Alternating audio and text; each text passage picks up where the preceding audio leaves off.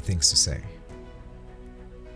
But let's just start by saying Jai Bhavani, Jai Mahakal, Jai Hind. If you think India is secular just because the word secular is written in its constitution, think again. Because that exact same word is also there in the constitution of Bangladesh. But just look at how its radical Islamic political forces are treating its minorities. With abject fear, silence, and systematic erasure. So let's be honest, a word means absolutely nothing if it's not lived. India does not just claim secularism, it breathes it. Even when the word did not exist in the preamble or the Constitution of India, India has always been inclusive. India has always been secular. India is secular not because it's forced to, but because it chooses to. And that choice comes from the depth of its civilizational wisdom. This land has always celebrated differences. It doesn't just tolerate diversity, it honors it. Temples, churches, gurdwaras, synagogues, even mosques, not in conflict, but in absolute coexistence. But you know what's tragic? There have always been those bastardly divisive minds with petty agendas, twisting this sacred inclusiveness into something so ugly. They have reduced this word secularism into an absolute mockery, a demeaning sickness, or shall I put it aptly in what today is referred to as secularism. Now, I'm not a politician, but I know this much.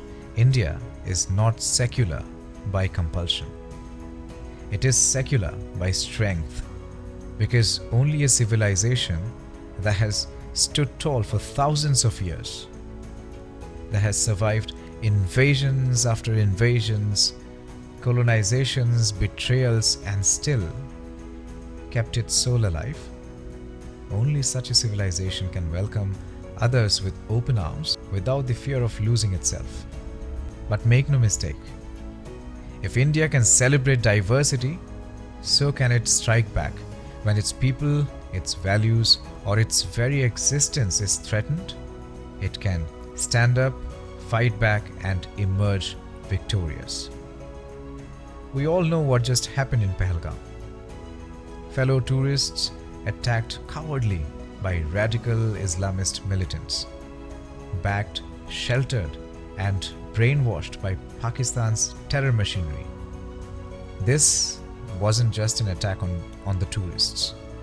It was an attack on me, on the very idea of India, on its strength and power that better not be tested again and again. India is now done watching. Now that India is all set to fight these forces of extremism and terrorism across the border as well as within, it's time to stop allowing bastards from testing our strength and reinstate our identity fully, fiercely, and unapologetically.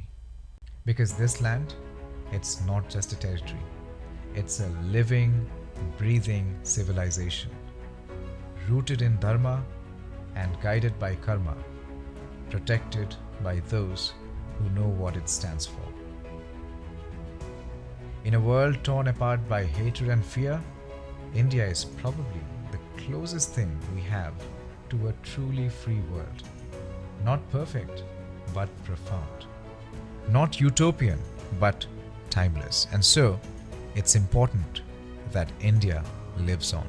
And so shall it, louder, stronger, and prouder than ever. Not just as a country on the map of the world, but as a civilizational light. So this is for all my proud fellow Indians, the indomitable, unyielding, formidable bravehearts standing guard on the borders of our nation to defend its sovereignty, and to all those who believe in truth, harmony, and liberation. Jai Hind, Jai Bharat.